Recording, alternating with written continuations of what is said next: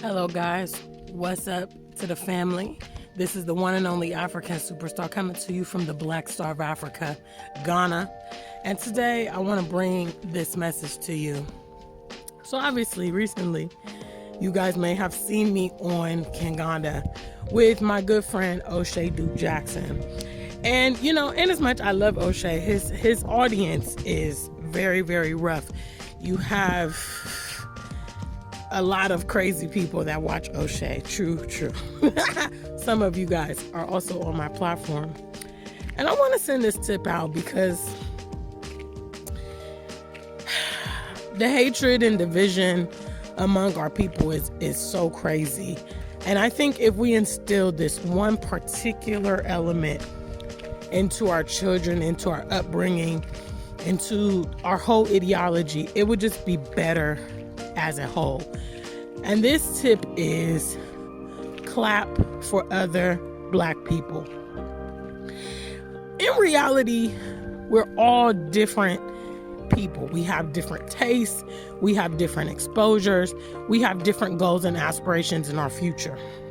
One of the most frustrating and disgusting elements of our people, unfortunately, is that we eat each other. We turn inside. We hate each other. We don't wish each other well, as if there's not enough space and opportunity out here to get what you like. Recently, I did this relationship episode hesitantly on O'Shea's channel, in which I know a lot of his viewers are Black American diasporian men. There seems to be this ideology that Western women that go to the international community, you know, they are there simply for the premise of a relationship. Now, I have talked about in my past that obviously I was married and divorced. One of the foundational reasons I got divorced was because I wanted to live in Africa. I wanted to live in Africa due to lifestyle. I wanted to live in Africa because the overall environment is better. I didn't come here for a relationship. I didn't come here for those things, which is why I have exercised and demonstrated longevity, because that was not my number one goal. You understand? Now, I recently went on there to do this episode, and I just went to check the comments, and it's filled with all kind of, you know, vitriol, hatred, negativity, the typical things, you know, insults. And it's just like, bro, is it necessary? Clap for other Black people, whatever they want to do. If they're having success, it's cool. If they don't like the same things as you, it's cool. You know what I mean? It's unnecessary. And I read some of the comments and I'm like, you don't even know anything about me, obviously. You're making these assessments and it's just so crazy. And I make sure whenever I talk about sensitive topics like members of the diaspora and things like this, I'm always gentle. You never see me come on here aggressive. You never hear me swearing, insulting, people calling people names. I don't know why people are so defensive whenever they are spoken about in a non-positive light when those things happen to be true. You know, when it comes about what I'm speaking about, my experience living in America, born and raised, over 3 decades spent living there, okay?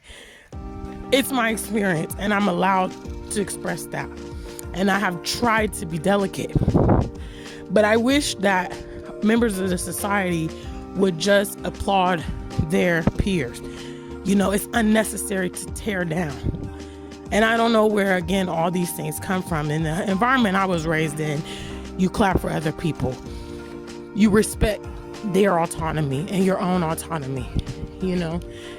I didn't come from a household where we're all expected to do the same things, walk the same way, have the same goals in life. You know, my mom and my dad and my family supported the fact that I may be different in different ways and challenged me to cultivate my differences. And so the tip I want to, you know, promote our audience to do is just clap for other Black people. You know, if you're in America, you're not interested in Africa, you can't get here, you're proud of where you live, clap for your brothers and sisters around the world. Clap that they're happy. Clap that their life may be improved. Clap when they find, you know, business prospects or romance. You know what I'm saying? If it doesn't work out, trust me, they're going to be the ones to suffer in those areas. They don't need it compounded from you haters out there. You know what I'm saying? Like, it's so ridiculous. And for the record, I'm doing great here in Ghana. I love it here in Ghana. You know what I mean? And I know personally, I'd say dozens of people. I personally know them, personally met them, traveled to see them, spent time, talked to them on the phone across this continent that are living good and loving it. You know, I know there's thousands more, but I personally know. And I'm clapping for them. You know, some people in Tanzania is better suited for them. I'm clapping. Some people in Senegal, I'm clapping. We don't all gotta walk the same path, bro. You know what I mean? And a word to the wise is efficient. What one man's trash is another man's treasure. I definitely want to direct this to the Black American men that say nasty and degrading things to members of the diaspora that have gone elsewhere. You don't dictate the taste of everybody. If you don't particularly like a person, that doesn't mean that somebody else wouldn't particularly like a person. You don't like their hair, you don't like their body, you don't like their voice or whatever. That's your prerogative. That's your prerogative. But you are not the standard of beauty. You don't set that stage. And it's so crazy because, again, I read the comments and I was being called obese. I was being called ugly. I was called old and unattractive. And I'm like, wow, all of these things I've never ever been called to my face. I thought to myself there was somebody in the comments who was commenting on my hair, you know, which I did Showtime hair for my show that I had a couple weeks ago in Kumasi. I don't normally wear this particular style, but I did Showtime hair because I always do special hair at my events. You know, I do a style that's not like my normal everyday style. And it's so crazy because my boyfriend loves that style. Like, even the last time I saw him a couple days ago, the hair needed to be changed. You know what I'm saying? It's a little old. And he was like, man, I really, really love this style. And I'm thinking to myself, like, wow, you know, meanwhile, people are making their compliments. And I know that, yeah, you know, culturally we tease each other and we roast each other. I know that's a big thing on his channel, but it's just so unnecessary, you know? And I feel bad for people that are not confident, that have to endure all this type of criticism, and it really does affect and bring people down. It may deter others because they can't really handle the pressure. You know what I'm saying? So look, I'm going to end this by saying, clap for your brothers and sisters, whatever they want to do, whatever that means. It doesn't have to be your flavor. It doesn't matter. There's enough out here. You know what I'm saying? There's enough out here. If you're a divester, you know, from the Western world, you don't like Black women. You know, we know that you're suffering from self-hate because your mother is a Black woman. Okay? You are the product of a Black woman. To hate and spin that against Black women means that you have issues with yourself. It's very, very clear.